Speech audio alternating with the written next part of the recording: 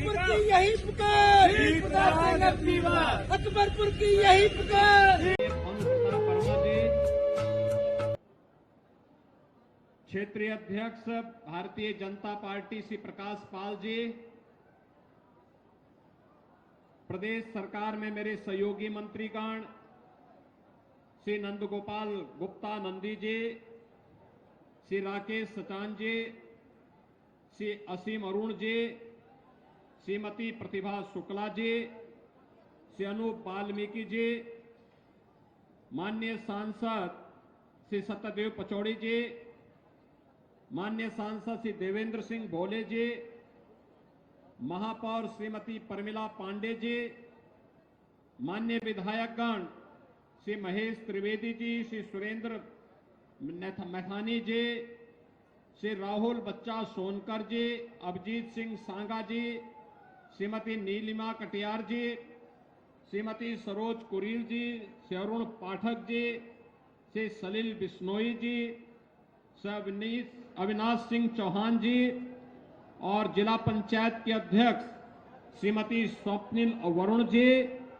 और भारी संख्या में कानपुर बुंदेलखंड क्षेत्र से जुड़े हुए मेरे अनुसूचित जनजाति से जुड़े हुए सभी उपस्थित भाइयों बहनों, आज शरद पूर्णिमा का पावन दिवस है और अपनी कालजयी रचना रामायण के माध्यम से हम सबका साक्षात्कार कराने वाले त्रिलोकदर्शी ऋषि महर्षि वाल्मीकि की पावन जयंती भी। इस अवसर पर त्रिकालदर्शी ऋषि महर्षि वाल्मीकि के श्री चरणों में नमन करते हुए मैं आप सबका हृदय से अभिनंदन करता हूं, स्वागत करता हूं। भाइयों बहनों, कानपुर में मां गंगा के आशीर्वाद से हम सबको आज इस सम्मेलन के माध्यम से आप सबसे जुड़ने का एक सौभाग्य प्राप्त हो रहा है। विकास की लगभग 500 करोड़ रुपए की परियोजनाओं के लोकार्पण और शिलान्यास, जिसके लिए हमारे माननीय जनप्रतिनिधियों ने अथक परिश्रम करके उन योजनाओं को यहां लेके आए हैं, उन्हें लोकार्पित और शिलान्यास करने का भी अवसर प्राप्त हो रहा है। और इस अवसर पर अनुसूचित जाति जनजाति के लिए केंद्र और राज्य शासन के स्तर पर क्या क्या योजनाएं चल रही हैं, इन योजनाओं के बारे में हमारे पूर्व वक्ताओं के श्रीमुख से आपको बहुत कुछ सुनने और जानने का अवसर भी प्राप्त हुआ है। भाइयों बहनों, हम सब जानते हैं समाज के मार्गदर्शन के लिए जब भी आवश्यकता पड़ी, ये समाज समरस समाज के रूप में बिना भेदभाव के उत्तर से दक्षिण, पूरब से पश्चिम एक भाव और भंगिमा के साथ कार्य करता रहा है। अतीत के किसी कालखंड से लेकर के आधुनिक काल तक ऐसे अनेक उदाहरण हैं जब अनुसूचित समाज ने समाज का मार्गदर्शन किया, उनको नेतृत्व दिया, समाज की आवश्यकता के अनुरूप परिश्रम और पुरुषार्थ से कभी पीछे नहीं हटे और अपने हर कार्य को परिणाम के साथ जोड़ते हुए समाज को एक नई दिशा में अग्रसर करने का कार्य किया। आज पावन पर्व है जब हमें महर्षि वाल्मीकि जी की इस पावन जयंती के कार्यक्रम के साथ अपने अनुसूचित समाज से जुड़े हुए बंधुओं के साथ इस महापंचायत के माध्यम से संवाद करने का अवसर प्राप्त हो रहा है। भाइयों बहनों, आज एक और महर्षि वाल्मीकि की पावन जयंती और दूसरी ओर आज हर देव मंदिर में अखंड रामायण का पाठ भी हो रहा है महर्षि वाल्मीकि जयंती के अवसर पर, और सरकार स्वयं इसमें भागीदार बन रही है। याद करिए, क्या पहले महर्षि वाल्मीकि की जयंती के अवसर पर रामायण का पाठ हो पाता था क्या? पिछली सरकारें घबराती थी क्योंकि उन्हें महर्षि वाल्मीकि के में भगवान वेदव्यास में बाबा साहब भीमराव अंबेडकर में, संत रविदास में, उनको ये लगता था कि अगर हम इन्हें महिमामंडित करेंगे तो कहीं उनका वोट बैंक न खिसक जाए, और इसके भय से इन महापुरुषों की जयंती ही नहीं मनाते थे, उनके नाम पर कोई कार्यक्रम नहीं होने देते थे। इन महापुरुषों के नाम पर जो पहले से बने हुए स्मारक थे, भवन थे, उनको हटाने का कार्य पिछली सरकारें करती थी। लेकिन आज सरकार ने इस बात को तय किया, ये डबल इंजन की सरकार है। प्रधानमंत्री मोदी जी के नेतृत्व में, उनकी लीडरशिप में आज एक तरफ बाबा साहब भीमराव अंबेडकर से जुड़े हुए पंच तीर्थों के विकास का कार्यक्रम प्रभावी ढंग से आगे बढ़ाने का कार्य हो रहा है, तो दूसरी ओर महर्षि वाल्मीकि के प्रति पूरी श्रद्धा और सम्मान का भाव व्यक्त करते हुए उनके पावन जयंती के अवसर पर हर देव मंदिरों में अखंड रामायण के पाठ के साथ सरकार कार्यक्रम को आगे बढ़ा रही है।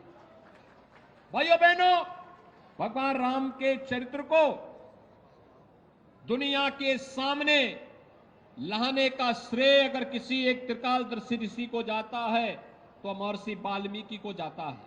याद करिए, महर्षि वाल्मीकि, उन्होंने जो रामायण लिखा वही रामायण के अलग अलग संस्करण के रूप में अलग अलग कालखंडों में फिर सामने आई, और आज इसी का परिणाम है अयोध्या में भगवान श्री राम के भव्य मंदिर के निर्माण का मार्ग भी प्रशस्त हो रहा है। भाइयों बहनों, कौन ऐसा भारतीय होगा जो महर्षि वाल्मीकि पर, संत रविदास पर, बाबा साहब भीमराव अंबेडकर के योगदान के प्रति कृतज्ञता ज्ञापित न कर सकता हो? हर भारतीय को करना चाहिए, हर भारतीय करता है, और उनके प्रति कृतज्ञता ज्ञापित करते हुए अपनी सामाजिक और राष्ट्रीय एकता को मजबूती प्रदान करने का कार्य भी करता है। भाइयों बहनों, आज उसी परंपरा का निर्वहन करने के लिए हम लोग कानपुर के माध्यम से एक बार फिर से जोड़ने के लिए आए हैं। मैं आज के इस अवसर पर आपसे यही कहना चाहता हूं, पिछली सरकारें आपको, समाज को जाति के नाम पर बांटती थी, क्षेत्र के आधार पर बांटती थी, भाषाई आधार पर सामाजिक ताने बाने को छिन्न भिन्न करने का कार्य करती थी।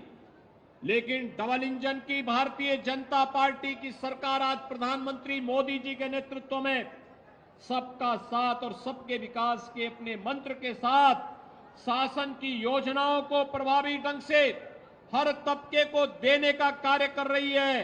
तो विकास की योजनाओं को भी बिना भेदभाव के समाज के प्रत्येक तबके को देने का कार्य कर रही है। उत्तर प्रदेश में केंद्र और राज्य शासन के स्तर पर पिछले 6 वर्ष के अंदर जहां 3.25 करोड़ गरीबों के शौचालय बने, वहीं 55 लाख गरीबों के लिए एक एक आवास देने का कार्य भी हुआ है। 1,54,00,000 से अधिक परिवारों को, भाइयों बहनों, 1,54,00,000 परिवारों को फ्री में बिजली के कनेक्शन मिले, तो 1,75,00,000 परिवारों को फ्री में उन्हें रसोई गैस के कनेक्शन उपलब्ध करवाने के कार्य भी हुए हैं। याद करिए, कोरोना कालखंड में फ्री में राशन और भरण पोषण भत्ता देने का कार्य भी और फ्री में वैक्सीन देने का काम भी डबल इंजन की सरकार ने बिना भेदभाव के और गरीब तक पहुंचाने का कार्य किया। दुनिया के अंदर कहीं भी कोरोना प्रबंधन का ये उदाहरण प्रस्तुत नहीं हुआ। आज सरकार अनेक कार्यक्रम चला रही है और मुझे प्रसन्नता हो रही है जब महर्षि वाल्मीकि जी की पावन जयंती के अवसर पर हम संवाद बना रहे हैं। प्रदेश सरकार ने तय किया है कि जितने भी सफाई कर्मचारी होंगे, इन सफाई कर्मचारियों को न्यूनतम वेतन देने की गारंटी सरकार देगी। मुख्य सचिव के नेतृत्व में हम लोगों ने कमेटी का गठन कर दिया है और हमने कहा समय से रिपोर्ट दो, कोई उनका शोषण न करने पाए, इसकी पुख्ता व्यवस्था की जाए। भाइयों बहनों, आज आप शासन की योजनाओं को हर गरीब तक बिना भेदभाव के पहुंचते हुए देख सकते हैं। हर दलित, हर वंचित योजनाओं का लाभ पाता हुआ देख सकता है। आज समाज के अंदर हम लोग देख सकते हैं कैसे योजनाओं का लाभ प्रभावी ढंग से उन लोगों तक पहुंचाने के लिए सरकार के स्तर पर किए गए प्रयास आज उन तक देखने को मिल रहे हैं। आपने इन चीजों को अनुभव किया होगा। 2017 के पहले प्रदेश के अंदर अनुसूचित जाति जनजाति के उत्पीड़न की घटनाओं को जिस तरीके से नजरअंदाज किया जाता था, आज देख रहे होंगे कि उन सभी गरीबों को, वंचितों को, अनुसूचित जाति और जनजाति से जुड़े हुए लोगों को उनका अधिकार देने का कार्य किया जा रहा है। कोई उनके सम्मान के साथ खिलवाड़ न करने पाए, इसके लिए सरकार के स्तर पर प्रयास किए गए हैं और सरकार के इसी प्रयास का परिणाम है कि आजादी के बाद जो विकसित पड़े हुए थे, जिन लोगों तक शासन की योजनाएं नहीं पहुंच पाई थी, ऐसे बनटांगिया समाज से जुड़े हुए लोगों को राजस्व गांव का दर्जा देकर के समाज और राष्ट्र की मुख्य धारा के साथ जोड़ा गया।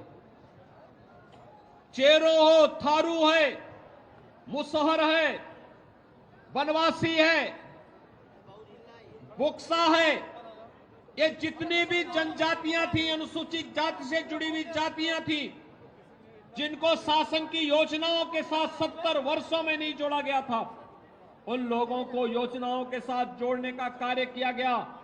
उन्हें मान्यता दी गई। पहली बार गत पंचायत चुनाव में उनको अपने प्रधान चुनने का अवसर प्राप्त हुआ और शासन कहता ही नहीं, ये डबल इंजन की सरकार करके दिखाई भी है। याद करिए, 1 वर्ष पहले यही कानपुर देहात जनपद में, तब मैं यहां आया था, कानपुर में स्पीकर महोदय भी, पचौरी जी भी, मैथानी जी भी, हमारे विधायकगण मौजूद थे और कानपुर देहात में वहां के माननीय सांसद श्री भोले जी और वहां के माननीय विधायकगण मौजूद थे। जब यात्रा से आ रहे 35 परिवारों के घर ट्रॉली दुर्घटना में, ट्रॉली ट्रैक्टर की दुर्घटना में उजड़ गए थे। परिवार अनाथ हो गए थे।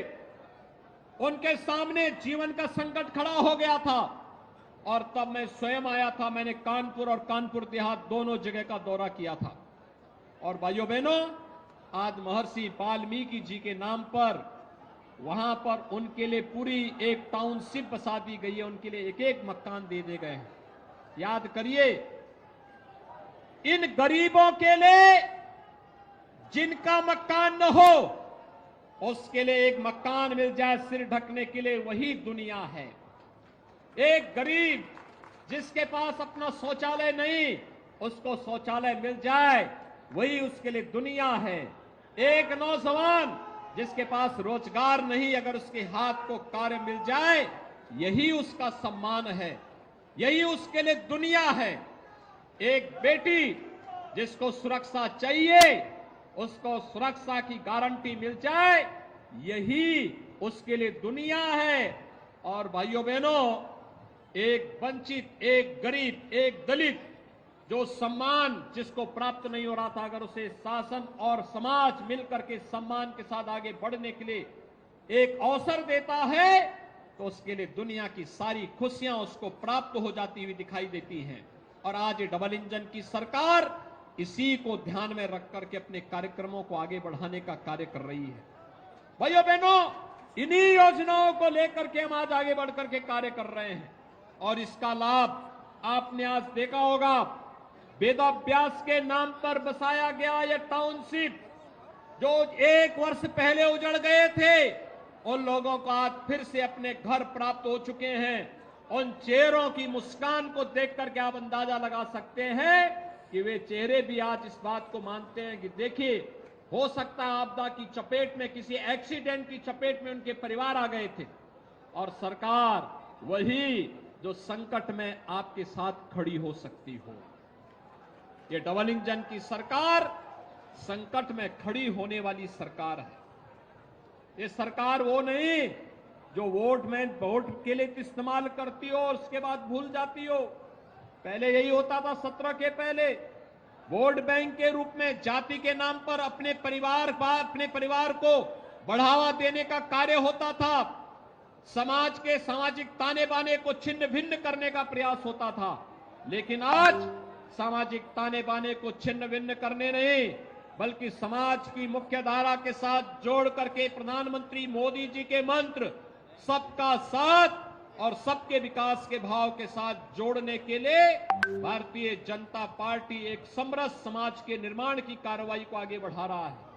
भाइयों बहनों, आपके लिए इससे बड़ी प्रसन्नता का विषय क्या हो सकता है कि लगभग 1.5 वर्ष पहले इसी कानपुर नगर में पुलिस कमिश्नर के रूप में सीएम अरुण जी अपनी सेवा दे रहे थे और आज वह कन्नौज से विधायक भी हैं और साथ साथ उत्तर प्रदेश सरकार में समाज कल्याण विभाग के मंत्री भी हैं।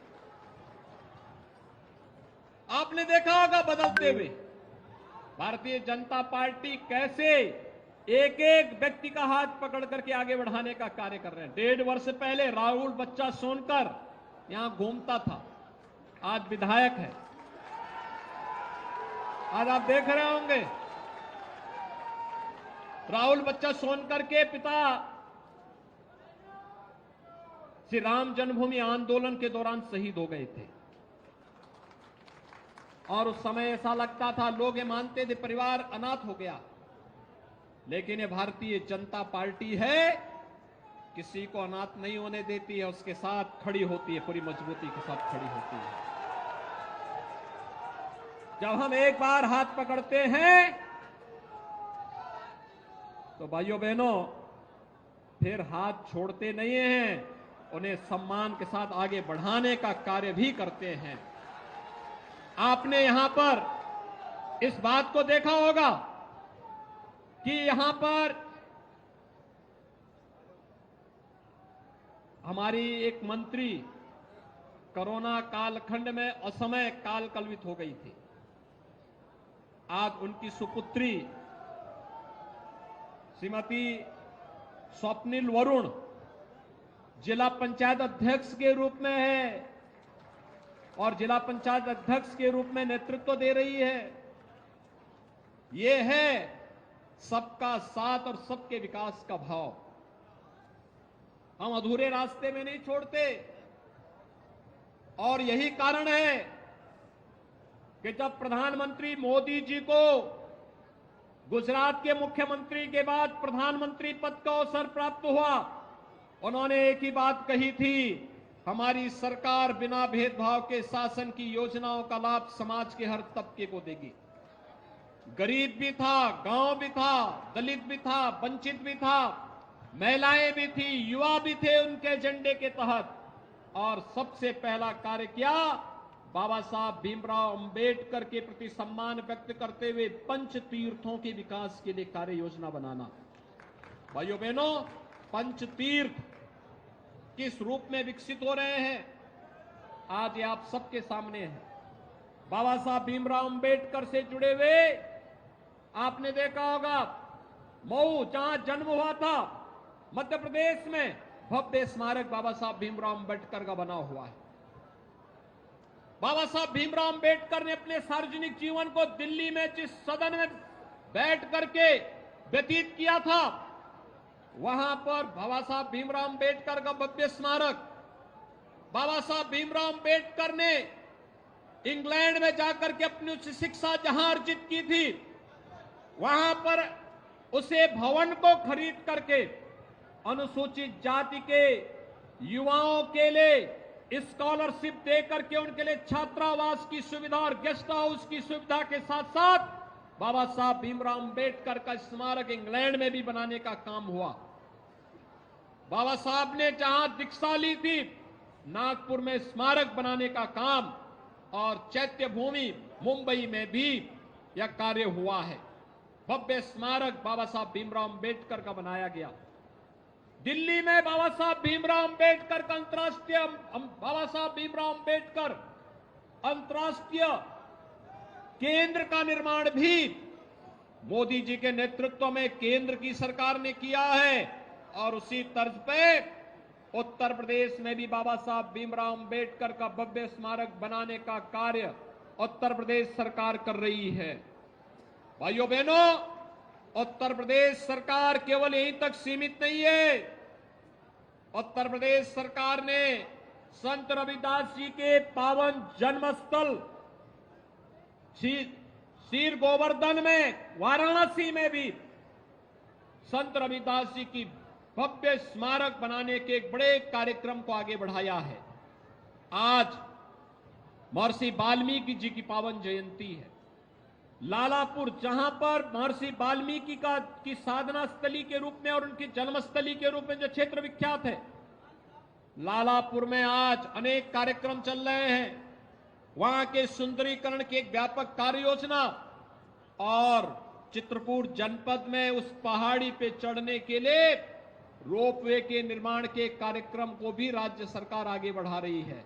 भाइयों बहनों, जिससे लोग वहां पे जाकर के महर्षि वाल्मीकि जी की पावन साधना स्थली के दर्शन कर सकें, वहां जा सकें, आसानी से पहुंच सकें, उस त्रिकालदर्शी ऋषि के उस साधना के पुण्य फलों को प्राप्त कर सके। ये सभी कार्यक्रम सरकार जहां आगे बढ़ाने का कार्य कर रही है, वहीं इन महापुरुषों के लिए सम्मान व्यक्त करते हुए आज हर सरकारी कार्यालय में बाबा साहब भीमराव अंबेडकर का चित्र भी आप देखते होंगे। समाजवादी पार्टी के सरकार के समय तो तिरवा कन्नौज के मेडिकल कॉलेज का नामकरण ही बदल दिया गया था। बाबा साहब भीमराव अंबेडकर के नाम पे कॉलेज का नाम था, लेकिन समाजवादी पार्टी की सरकार ने नाम बदल दिया। बाबा साहब भीमराव अंबेडकर से उनको इतनी चिढ़ थी कि उन्होंने नाम ही बदल दिया। नाम बदला ही नहीं, शिलापट को सपाई लोग गुंडे ले जाकर के तोड़ दिए। बाबा साहब भीमराव अंबेडकर का अपमान किए। एक तरफ मोदी जी 26 नवंबर की दिन को भारतीय संविधान दिवस के रूप में मनाने की घोषणा करते हैं और संविधान दिवस के अवसर पर बाबा साहब भीमराव अंबेडकर के द्वारा दिए गए संविधान के प्रति श्रद्धा व्यक्त करते हुए उन्हें भारत के सर्वोच्च सम्मान के साथ उनके प्रति कृतज्ञता ज्ञापित करने के साथ साथ इसमें तमाम प्रकार की डिबेट आगे बढ़ाई जाती है। दूसरी तरफ समाजवादी पार्टी है, बाबा साहब भीमराव अंबेडकर के नाम पर बने हुए स्मारक को हटाने का पाप भी करती है। भाइयों बहनों, इन चेहरों को और इन चरित्रों को समझिए। ये लोग बोलेंगे कुछ और करेंगे कुछ, लेकिन यहां पर तो ये डबल इंजन की सरकार जो बोलती है वह करके दिखाती है और ये करके दिखाने का कार्य शासन की योजनाओं में, शासन के द्वारा दी गई योजनाओं को आगे बढ़ाने में, हर गरीब को बिना भेदभाव के शासन की योजनाओं के साथ जोड़ने के लिए जो कार्य किए गए हैं, उसके परिणाम स्वरूप आज हम सबके सामने वह देखने को मिल रहा है। डबल इंजन की सरकार इस दिशा में पूरी प्रभावी तरीके से आपके साथ खड़ी होकर के आपकी सुरक्षा के लिए, आपके स्वावलंबन के लिए, आपके सम्मान के लिए पूरी प्रतिबद्धता के साथ कार्य कर रही है और उसी बात के लिए आश्वस्त करने के लिए आज ये मंच आपके पास आया है आपसे कहने के लिए, आप चिंता मत करिए। ये डबल इंजन की सरकार और भारतीय जनता पार्टी का एक एक कार्यकर्ता आपके साथ खड़ा है। भाइयों बहनों, अनुसूचित जाति महासम्मेलन के माध्यम से हमारी अनुसूचित जनजाति मोर्चा ने श्री रामचंद्र कनौजिया के नेतृत्व में जिस प्रभावी ढंग से अपनी भूमिका का निर्वहन प्रदेश भर में करना प्रारंभ किया है, ये अद्भुत है, बहुत सराहनीय है और इसके लिए मैं उनको और उनकी पूरी टीम की सराहना करूंगा। और भाइयों बहनों, मैं आप सबको आश्वस्त करता हूं, जैसे कानपुर कभी देश का सबसे उभरता हुआ नगर था, देश के अंदर 3 बड़े आर्थिक रूप से संपन्न महानगरों में कानपुर की गिनती होती थी। पिछली सरकारों ने कानपुर की इस आर्थिक उन्नति को पूरी तरह तहस नहस करने का काम किया। आज मुझे बताते हुए प्रसन्नता है, जहां यहां पर 500 करोड़ रुपए की परियोजनाओं का शिलान्यास और लोकार्पण तो हो रहा है, लेकिन साथ साथ जो नई योजनाएं कानपुर के लिए बन रही हैं, मेट्रो कानपुर में भी प्रारंभ हो। आपने देखा होगा 2021 में प्रधानमंत्री जी के कर कमलों से कानपुर में मेट्रो के प्रायोरिटी सेक्टर का काम संपन्न करके मेट्रो का सफलतापूर्वक संचालन हो रहा है। मेट्रो सिटी के रूप में आज कानपुर बन चुकी है, विकास की प्रक्रिया के साथ तेजी के साथ उभर रही है। लेकिन साथ साथ डिफेंस मैन्युफैक्चरिंग कॉरिडोर का भी एक नया केंद्र बनकर के कानपुर उभर रहा है। कानपुर से लेकर के झांसी तक इस पूरे क्षेत्र में 38,000 एकड़ भूमि में एक नोएडा की तर्ज में नए औद्योगिक विकास के केंद्र को विकसित करने की कार्रवाई को डबल इंजन की सरकार ने अपने हाथों में लिया है। भाइयों बहनों, नोएडा में 46 वर्ष लगे तब 35,000 एकड़ लैंड में नोएडा का विकास हो पाया है। यहां पर पहले ही वर्ष में 38,000 एकड़ में यह औद्योगिक विकास की नए कार्यक्रम को हम लेकर के चल रहे हैं और मुझे विश्वास है कि ये कार्यक्रम इसी तारतम्यता के साथ आधुनिक इंफ्रास्ट्रक्चर के लिए जो कार्य यहां पे हो रहे हैं, चाहे वो रिंग रोड का हो, Lucknow Kanpur greenfield express highway का हो, मेट्रो के संचालन का हो या फिर डिफेंस कॉरिडोर का हो, नमामि गंगे में मां गंगा की अविरलता और निर्मलता के लिए किए गए कार्यक्रम हो या फिर यहां के पुराने औद्योगिक स्वरूप को फिर से पुनर्स्थापित करने का कार्यक्रम, ये कानपुर के साथ साथ पूरे कानपुर बुंदेलखंड क्षेत्र की तस्वीर और तकदीर को बदलने के लिए मील का पत्थर साबित होने जा रहे हैं। और उसी दृश्य आज मैं आपको आश्वस्त करने के लिए आया हूं कि भाइयों बहनों, ये डबल इंजन की सरकार कानपुर और बुंदेलखंड को उसका वैभव फिर से उपलब्ध करवाने के लिए पूरी प्रतिबद्धता के साथ कार्य कर रही है। और आज इसी के लिए कि तीसरे नंबर पर देश के अंदर कानपुर औद्योगिक नगरी के रूप में अर्थव्यवस्था का एक केंद्र बिंदु था और फिर से कानपुर को वही हमें स्थान और वही सम्मान दिलाना है। इसके लिए इंफ्रास्ट्रक्चर, कनेक्टिविटी और औद्योगिक निवेश के कार्यक्रमों को हम तेजी के साथ आगे बढ़ा रहे हैं। ये परियोजनाएं उसी के परिणाम स्वरूप आज यहां पर उपलब्ध हो रही हैं और मुझे पूरा विश्वास है कि इन योजनाओं के माध्यम से लाखों नौजवानों को रोजगार के कार्यक्रम के साथ हम जोड़ने, स्किल डेवलपमेंट के साथ जोड़ने में हम सफल होंगे। एक बार फिर से महर्षि वाल्मीकि की पावन जयंती के अवसर पर आप सभी को बधाई देता हूं। इस दीर्घकालदर्शी ऋषि के इसी चरणों में नमन करते हुए पूरे प्रदेशवासियों को मैं अपनी शुभकामनाएं देता हूं और विश्वास व्यक्त करता हूं कि सरकार, डबल इंजन की सरकार पूरी ईमानदारी के साथ, पूरी प्रतिबद्धता के साथ, बिना भेदभाव के शासन की योजनाओं को हर वंचित, हर गरीब, हर दलित, हर गांव, हर गरीब और हर महिला और हर नौजवान तक पहुंचाने का कार्य करेगी। आप सबके प्रति मेरी शुभकामनाएं। धन्यवाद। जय हिंद। जय जय श्री राम। जय जय श्री राम। बहुत बहुत धन्यवाद माननीय मुख्यमंत्री महोदय। सभी लोग जोरदार तालियों के साथ अभिवादन करें। जिंदाबाद जिंदाबाद जिंदाबाद करने वालों ने उनकी चिंता नहीं की, लेकिन अपने स्वभाव के अनुरूप